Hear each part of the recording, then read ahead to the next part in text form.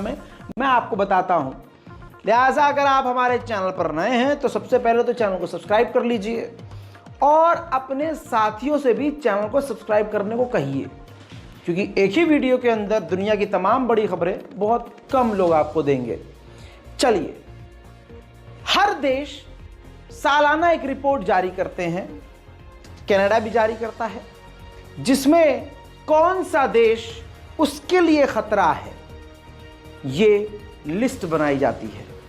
आपको पता है कनाडा ने इस साल की लिस्ट में अपने लोकतंत्र के लिए, यानी कनाडा के लोकतंत्र के लिए दुनिया में सबसे बड़ा खतरा दूसरे नंबर पर खुद का भारत को बताया है।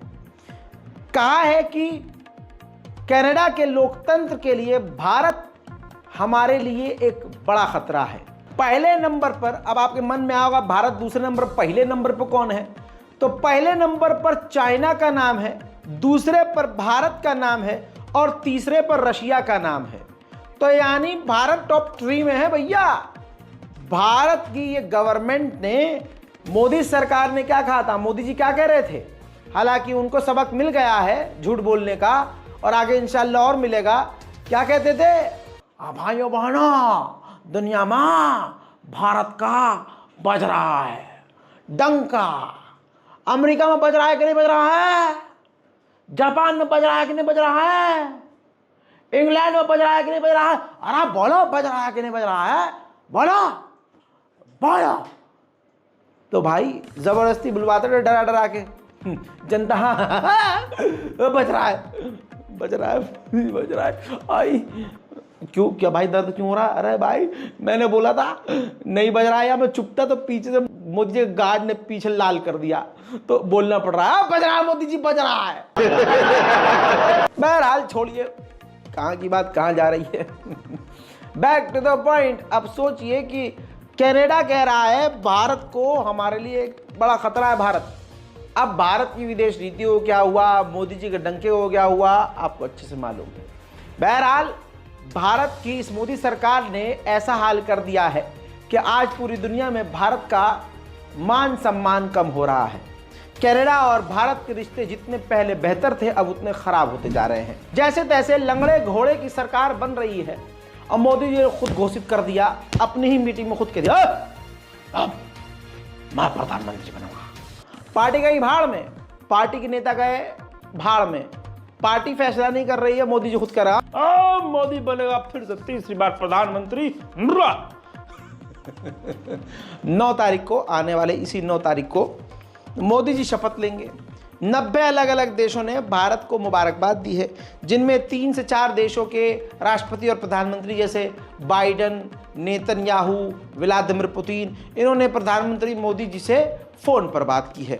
आने वाले 9 तारीख को मोदी जी शपथ लेंगे, जैसे तैसे ज़बरदस्ती मतलब लेंगे। लंगड़े घोड़े की सरकार है भाई, तो अब वो प्रधानमंत्री तो बनेंगे, जैसे तैसे बनेंगे। तो इस शपथ समारोह में कई देशों के प्रधानमंत्री और राष्ट्रपतियों को मोदी सरकार ने इनवाइट किया है, जिसमें बांग्लादेश, नेपाल, भूटान, मालदीव, मॉरिशस, श्रीलंका, इन देशों के प्रधानमंत्री और राष्ट्रपति शामिल हैं। वहीं भारत में मोदी सरकार से मिलने के लिए, खुद प्रधानमंत्री मोदी से मिलने के लिए और कई अहम मुद्दों पर बात करने के लिए अमेरिका का NSA आने वाला है। उधर मेरे दोस्तों, यूक्रेन के ज़ेलेंस्की जो राष्ट्रपति हैं, उन्होंने मोदी को मुबारकबाद पेश की है और इनवाइट किया है ज़ेलेंस्की ने यूक्रेन मोदी जी को। और मैं चाहूँगा कि मोदी जी ज़रूर जाएं यूक्रेन, क्योंकि चलो छोड़ो, आगे बोलूँगा विवाद हो जाएगा, बात पलट देते हैं।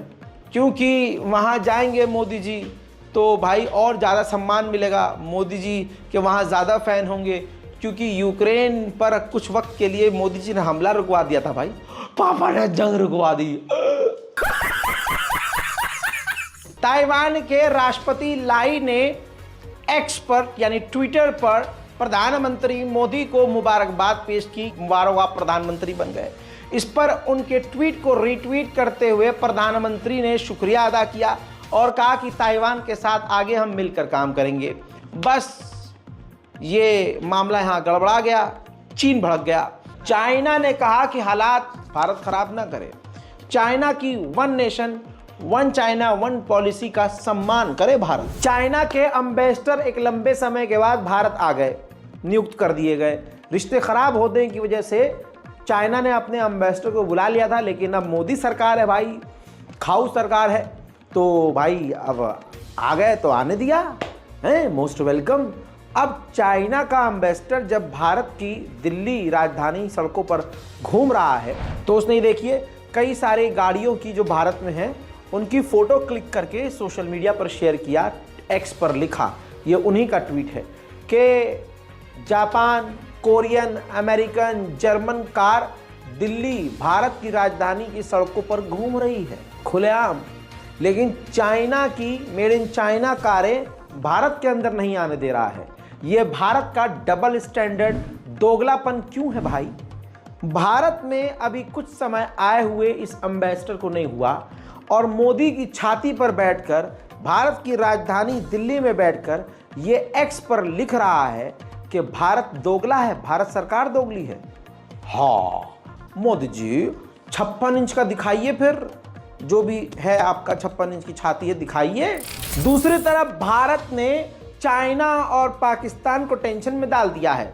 बंगाल की खाड़ी में न्यूक्लियर सबमरीन, परमाणु न्यूक्लियर सबमरीन लॉन्च पैड बना रहा है, जिससे इमरजेंसी में या जंग के और हमले के दौरान चाइना और पाकिस्तान को मुंह तोड़ जवाब दिया जा सकेगा। ब्रिक्स के अंदर जो ब्रिक्स संगठन है उसमें और भी कई सारे देश शामिल करना चाहते हैं ब्रिक्स संगठन। ब्रिक्स में भारत भी है और चाइना भी है। चाइना ने बांग्लादेश को सपोर्ट किया है कि आप अगर ब्रिक्स में शामिल होते हैं तो हम आपको सपोर्ट करेंगे। हालांकि भारत नहीं चाहता है कि और देश इसमें शामिल हो। उधर पाकिस्तान के प्रधानमंत्री शहबाज शरीफ इस वक्त चाइना पहुंचे हुए हैं और चीन की गवर्नमेंट से उनकी मुलाकात चल रही है और चाइना को वो मनाने के लिए पहुंचे हैं कि पाकिस्तान में वो और भी ज़्यादा पैसा इन्वेस्ट करें। हालांकि चाइना के ऑलरेडी दबाव में पाकिस्तान आ चुका है। पाकिस्तान पर दबाव था कि हमारे जो लोग इंजीनियर आपके पाकिस्तान में हैं उनकी सिक्योरिटी खुद चीन करेगा, चीन के फौजी वहाँ होंगे, चीन की सिक्योरिटी होगी, साथ में आपको भी उनके इलाकों में और जहाँ चाइना के लोग रह रहे हैं उनके एरिया में सीसीटीवी फुटेज सिक्योरिटी को बढ़ाना होगा। तो पाकिस्तान ने वो बातें मान ली है। पाकिस्तान की करंट सरकार पर इल्ज़ाम ये था कि इमरान खान को जेल के अंदर टॉर्चर किया जा रहा है, परेशान किया जा रहा है और उनको कोई सुविधाएं नहीं दी जा रही है। मजबूरन पाकिस्तान की शहबाज शरीफ की सरकार ने ये तस्वीर जारी की है जिसके अंदर दिखाया गया है कि उनके बैरिक के अंदर कूलर, पंखा, TV, coffee maker, mineral water और भी तमाम जो चीज़ें हैं वो दी हुई हैं, किताबों समेत तमाम चीज़ें जो ज़रूरी हैं उनको हमने दी हुई है। अब ये बात अलग है कि मैं अपने मन से पूछ रहा हूँ, मतलब शक जो है दिमाग में कि इस बात की क्या गारंटी है कि ये इमरान खान का ही बैरिक है भाई, क्या पता है इमरान खान को तुमने सच में कहीं और। बहरहाल आपको क्या लगता है नीचे कमेंट कीजिएगा। फाइव आइज नाम की यूरोप की सबसे बड़ी खुफिया एजेंसी है जिनके बहुत सारे साथी हैं, अमेरिका, जर्मनी, फ्रांस, ब्रिटेन, ये सब के लिए काम करती हैं, सबको अपना साथी मानती है। इस खुफिया एजेंसी ने अपने तमाम साथियों को वार्निंग दी है कि चाइना के पास एक्सपीरियंस नहीं है जंग का, युद्ध का। इस वजह से वो यूरोप और अमेरिका समेत कई यूरोपियन देशों के जो रिटायर्ड ऑफिसर्स हैं, रिटायर्ड जो पायलट हैं, फाइटर जेट पायलट हैं, उनको हायर कर सकता है और उनसे ट्रेनिंग ले सकता है और अपने सैनिकों को ट्रेन कर सकता है। उधर मेरे दोस्तों चीन को भड़काने वाला काम अमेरिका ने एक बार और कर दिया है। $80 मिलियन का एक डील हुआ है ताइवान और अमेरिका के बीच, जिसके तहत F-16 के एडवांस पार्ट $80 मिलियन के ताइवान को बेचेगा अमेरिका। उधर बाइडन ने खुल्लम खुल्ला चीन के खिलाफ ही और चीन को भड़काने वाला बयान दे दिया है। बाइडन ने कह दिया कि अगर चाइना ने ताइवान पर हमला किया तो हम अपने सैनिकों को ताइवान भेजेंगे। हजरात मोहतरम, उधर रूस को सांस रोक देने वाली खबर दे रहा हूं। रशिया इस वक्त काफी ज्यादा परेशान है। अमेरिका को बड़ी कामयाबी मिली है। अमेरिका ने दुनिया की अब तक की सबसे खतरनाक और बड़ी मिसाइल का सफल परीक्षण कर लिया है, जिसका नाम है मिनटमैन 3। इस तस्वीर को देखिए, मिनटमैन 3 की पावर बस शॉट में बता रहा हूं कि 30 सेकंड के अंदर, कितने सेकंड के अंदर? 30 सेकंड के अंदर, महज 30 सेकंड के अंदर ये मिसाइल पूरे रशिया को तबाह कर सकती है। मेरे दोस्तों, तालिबान के सुपर लीडर सिराजुद्दीन हक्कानी, जिसके ऊपर अमेरिका ने $10 मिलियन का इनाम रखा है, तस्वीर देखिए, यूएई के बादशाह यानी यूएई के अमीर से उन्होंने यूएई में मुलाकात की है। ये ऑफिशियल मीटिंग है। अब आप लिख के ले लीजिए, अमेरिका पूरी तरह से दीवार में सर मारेगा, बौखला जाएगा, क्योंकि यूएई अमेरिका का दोस्त है। अमेरिका ने इनके ऊपर रखा हुआ है इनाम, आतंकी मानता है, और यूएई उससे मिल रहा है। अब यूएई के दिमाग में क्या चल रहा है नहीं पता, लेकिन यूएई को इससे बड़ा खतरा है, क्योंकि हाल में ही यूएई को F-35 विमान देने के लिए सोच रहा था अमेरिका, और इन्हीं हरकतों की वजह से शायद F-35 यूएई को नहीं मिल रहे हैं। एक बात जानिए, एक बड़ी खबर है, ऑस्ट्रेलिया की आर्मी के अंदर कमी है, फौज में काफ़ी कमी है, और वहाँ के लोग भी, ऑस्ट्रेलिया के जो लोग हैं वो आर्मी में शामिल नहीं होना चाहते। ऐसे में ऑस्ट्रेलिया ने एक नया कानून बना दिया है, जो विदेशी लोग वहाँ रहते हैं या कोई विदेशी अगर उनकी आर्मी में शामिल होना चाहता है तो वो उनको भी शामिल कर लेगा। उधर सीरिया और तुर्की का अलग चल रहा है। सीरिया के विदेश मंत्री ने कहा कि तुर्की से कोई बातचीत नहीं होगी जब तक वो हमारे इलाकों से बाहर नहीं निकलेगा और हमारे इलाकों पर हमला करना बंद नहीं करेगा। यूएन के अंदर 35 देशों ने बिल पास कर दिया है ईरान के ऊपर प्रेशर बनाने के लिए। उस बिल में प्रेशर ये है, ये बात कही गई है कि ईरान न्यूक्लियर फैसिलिटी पर पूरी नज़र रखने के लिए परमिशन दे, साथ ही जो यूरेनियम का संवर्धन कर रहा है, यूरेनियम को तेजी से बढ़ा रहा है और बना रहा है, उसकी तादाद यानी मात्रा को ईरान कम करे। मेरे दोस्तों, ईरान, रशिया और चाइना ने तीनों ने मिलकर कहा है कि ईरान के न्यूक्लियर टॉक पर दोबारा से शुरू किया जाए, बातचीत को दोबारा शुरू किया जाए। मेरे दोस्तों, सूडान में सिविल वॉर चल रहा है, खतरनाक सिविल वॉर है, आपसी में जंग चल रही है। मिलिट्री जो है वो पैरामिलिट्री से लड़ रही है, फौजी पैरामिलिट्री फौज से लड़ रहे हैं, इसमें आम लोग भी पिस रहे हैं। पैरामिलिट्री फौज ने एक गांव पर हमला किया जिसमें 100 आम लोगों की मौत हो गई। उधर इस बेगैरत अमेरिका ने किसी भी दुनिया के क्षेत्र में शांति नहीं छोड़ी है, सबको भड़काने का काम करता है, दो को भड़का देता है, दो को भिड़वा देता है, फिर दोनों को हथियार बेचता है, एक को लीगल तरीके से, एक को इलीगल तरीके से। ये अमेरिका की कमाई का जरिया मैं आपको 30 सेकंड में बता चुका हूँ। सुनिए, साउथ कोरिया के साथ 2017 के बाद, एक लंबे समय के बाद, अमेरिका ने साउथ कोरिया के साथ मिलकर नॉर्थ कोरिया के करीब अपने परमाणु बॉम्बर उड़ाकर ड्रिल करी है, परमाणु बम गिराने की ड्रिल की है। अब इससे बताइए, नॉर्थ कोरिया के दुश्मन साउथ कोरिया के साथ मिलकर अमेरिका ये खेल खेल रहा है, वो भी नॉर्थ कोरिया के करीब, तो नॉर्थ कोरिया भड़केगा कि नहीं या लड्डू खिलाएगा? देखिए।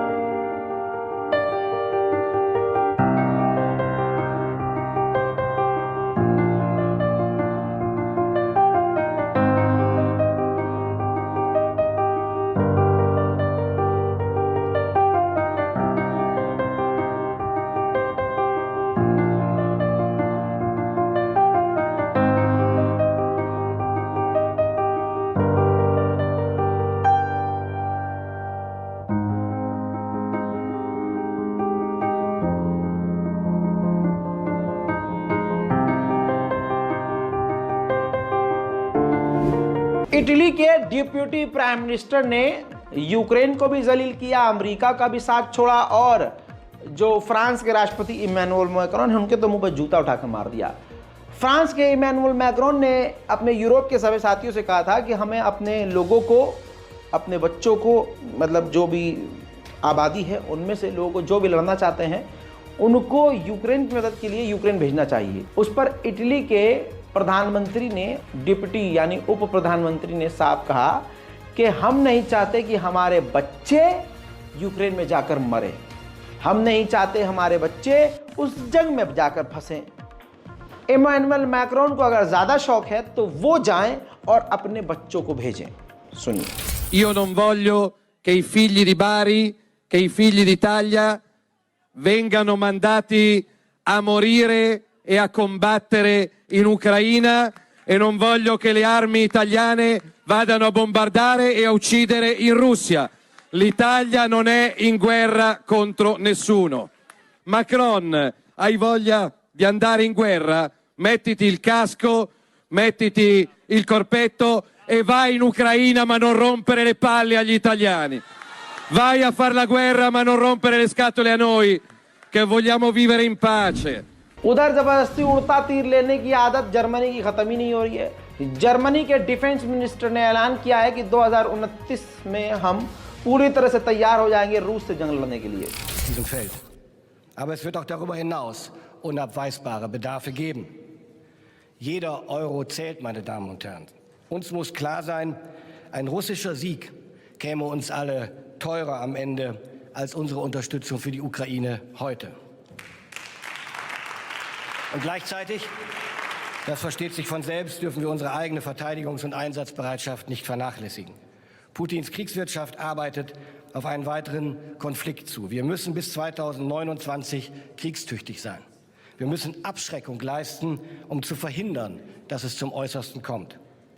3 Themen sind dabei zentral: Personal, Material und Finanzen. उधर नेटो के जो चीफ हैं उन्होंने देखिए अमेरिकी और यूरोपियन टीवी पर मान लिया है कि नेटो ने यानी हमने सोचा ही नहीं था कि रशिया इतनी तेजी से हथियारों की इंडस्ट्री में ताकतवर हो सकता है। इस वक्त रशिया बहुत तेजी से आगे बढ़ चुका है।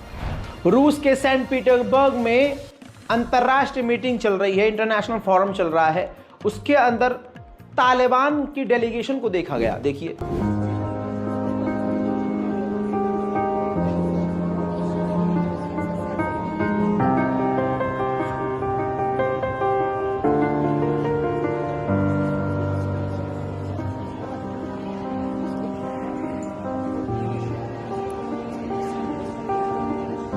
उधर व्लादिमीर पुतिन के एक नेता ने भड़काऊ बयान दिया। उन्होंने कहा कि हमें नेदरलैंड पर परमाणु बम मार देना चाहिए, जिससे यूरोप पूरी तरह से घुटनों पर आ जाएगा। उधर मेरे दोस्तों, ये तस्वीर मैं अलग से नहीं दिखा सकता हूं, माजरत के साथ। रूस की मिलिट्री ने, खुफिया एजेंसी ने एक फ्रांसीसी नागरिक को गिरफ्तार किया है। इल्जाम है कि ये यूक्रेन के लिए जासूसी कर रहा था। उधर व्लादिमीर पुतिन ने समझ लीजिए कि वेस्ट की पूंछ पर पैर रख दिया है। खतरनाक बयान है। ऐसा बयान कोई राष्ट्रपति देता नहीं है, लेकिन व्लादिमीर पुतिन ने कहा कि वेस्ट के देशों पर, जो भी वेस्टर्न देश हैं, उन देशों पर जो जो ग्रुप और जो लोग हमला करते हैं, हम उनको हथियार देंगे। देखिए।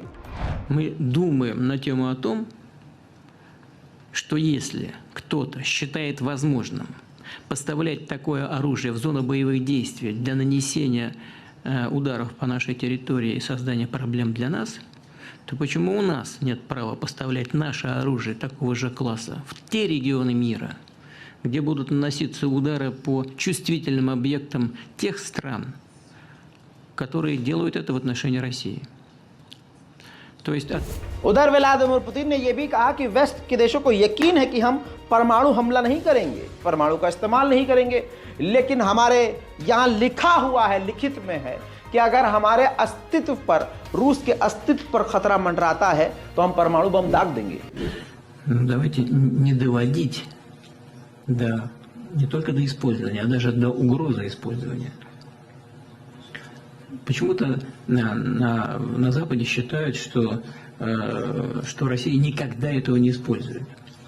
У нас же есть ядерная доктрина. Посмотрите, что там написано. Если чьи-то действия будут угрожать нашему суверенитету и территориальной целостности, мы считаем для себя возможным использовать все имеющиеся в нашем распоряжении средства. वहीं मेरे दोस्तों वेस्ट पर पूरी तरह से भड़के हुए हैं व्लादिमीर पुतिन। व्लादिमीर पुतिन ने यह कहा कि वेस्ट के देशों के करीब हम अपने हथियार तैनात कर सकते हैं। मेरे दोस्तों रूस के जो राष्ट्रपति व्लादिमीर पुतिन हैं, देखिए तस्वीर। अब बताया जा रहा है, ये खुद रूसी मीडिया बता रहा है कि अब उन्होंने पब्लिक प्लेसेस में जहां भी वो जा रहे हैं बुलेट प्रूफ जैकेट पहनना शुरू कर दिया है। मेरे दोस्तों नेटो तैयारी कर रहा है कि जो भी नेटो के देश रूस के करीब हैं वहां सब जगह अमेरिका के सैनिकों को तैनात किया जाए। मेरे दोस्तों पुतिन के खास करीबी, एक बहुत करीबी नेता ने, जो कि व्लादिमीर पुतिन का करीबी है, उसने पोलैंड को ऐसी धमकी दी है कि पोलैंड का गला सूख गया है और साथियों का भी। उन्होंने कहा कि पोलैंड को दुनिया के नक्शे से हम 10 मिनट में 2 मिसाइलों में मिटा सकते हैं। इसके बाद जो है उस क्षेत्र में तनाव और ज़्यादा बढ़ता हुआ नजर आ रहा है। वहीं रूस के विदेश मंत्री सर्गेई लावरोव ने और बड़ी बात कह दी। उन्होंने कहा कि फ्रांस के सैनिक यूक्रेन पहुंचे हैं यूक्रेन के सैनिकों को ट्रेनिंग देने के लिए। हम वहां पर फ्रांस के सैनिकों को भी निशाना बनाएंगे। आपको पता है कि रशिया के अंदर भी हमला अब अमेरिकी हथियारों से यूक्रेन ने शुरू कर दिया है और यूक्रेन को परमिशन खुद अमेरिका ने दी थी। लेकिन अब बाइडन के तेवर बदल गए हैं। बाइडन ने कहा है कि रूस के अंदर 70 से 80 किलोमीटर तक हमारी मिसाइलों और हथियारों का इस्तेमाल यूक्रेन कर सकता है। हम यूक्रेन को कभी अलाउ नहीं करेंगे कि रूस के